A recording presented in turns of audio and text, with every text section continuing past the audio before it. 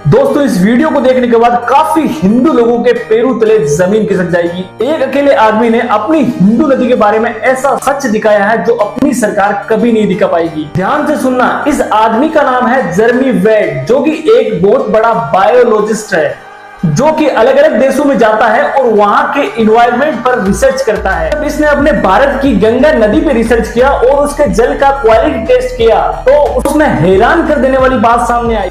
उसने बताया कि किस हद तक फिकल कोलिफॉर्म बैक्टीरिया उसमें पाया गया है। मैं अगर अपने साफ शब्दों में कहूं तो पोटी के पानी के लेवल का जल पाया गया। जहां अपनी गंगा नदी के पानी में इस बैक्टीरिया का लेवल 0 होना चाहिए, उसी अपनी गंगा नदी के पानी में इस बैक्टीरिया का लेवल है वो 82,000 तक पाया गया है। इस गंगा नदी के पानी को पीना तो छोड़ो, अगर एक बार आपने अपने पाप धोने के बहाने अगर डुबकी भी लगा ली तो आप कोलेरा और टाइफाइड जैसी बीमारी को अपने घर पे ले आओ। जब जेरेमी ने अपनी रिमोट कंट्रोल सबमरीन को पानी के अंदर उतारा यह देखने के लिए कि उसमें कितना कूड़ा करकट है, तो उसने पाया कि उसमें सिर्फ प्लास्टिक की थैली और कूड़ा करकट के अलावा कुछ नहीं था। जब 1 या 2 मिनट के सबमरीन के चलने के बाद जेरेमी की जब वो सबमरीन है वो वहां पे पड़ी एक रस्सी के पंखे में फंस गई और उसकी सबमरीन है वो भी खराब हो गई। सबसे खतरनाक बात यह है कि गंगा नदी के पानी में इतने खतरनाक केमिकल छोड़ दिए गए हैं कि आपको जान के भी हैरानी हो जाएगी। जैसे कि जानवरों की चमड़ी से जब लेदर बनाया जाता है तो उससे निकलने वाला पानी भी गंगा जैसी पवित्र नदी में उसको छोड़ दिया जाता है।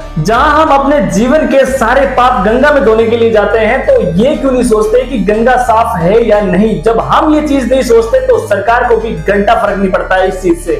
और आखिरी बात मैं अपने दिल से कहूंगा, जहां अदर कंट्री के लोग अपनी नदी को नदी मानते हैं और अपने देश की नदी को गंगा मां मानते हैं, तो शर्म आनी चाहिए आपको इस गंगा नदी को मां बोलते हुए। धन्यवाद।